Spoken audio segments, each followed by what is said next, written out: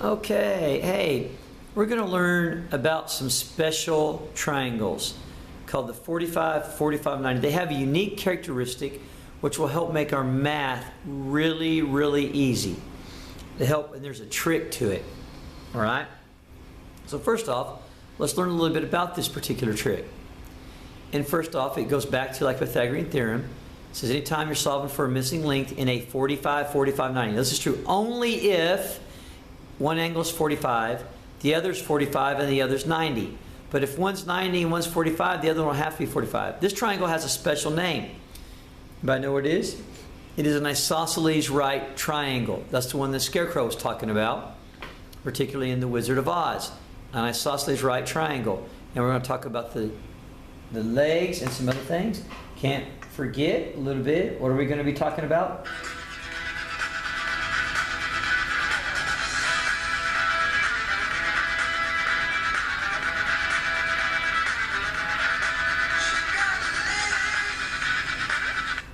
There we go. She's got legs. All right. Those are the A and the B, and the C is the hypotenuse. So but first off, let's talk about this. Sometimes on your homework, they're not going to label things. Notice how they have this one labeled. Usually this one is labeled C, the right angle C, and that makes this side opposite. But one thing we're going to practice on is right here. You need to get familiar because not always are things always with a C. And here's a perfect example of one that is not with a C.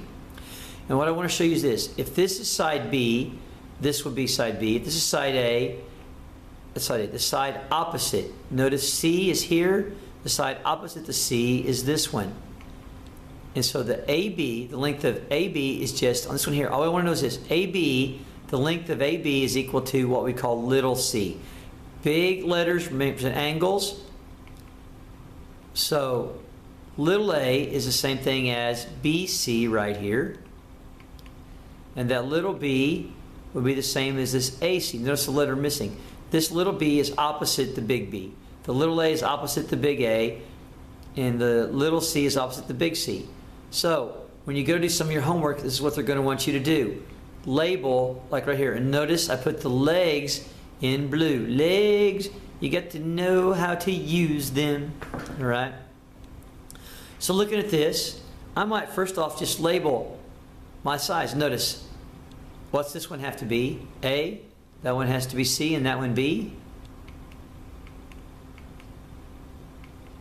And if you'll look up there, notice the side opposite the C is C. I would put the little letters up first and then fill in the blanks right here. And notice the blue ones are the legs. All right, the letters can switch around. So let's label this one. So the first thing I probably would do is which one's going to be C? The one opposite the little one. Which one's going to be A would be opposite the little A, and that leaves a little B to be right there. I would label them there, then fill in the blanks. And notice this time the two blue ones are the legs. The legs, ones that make up the right angle, always make up the legs.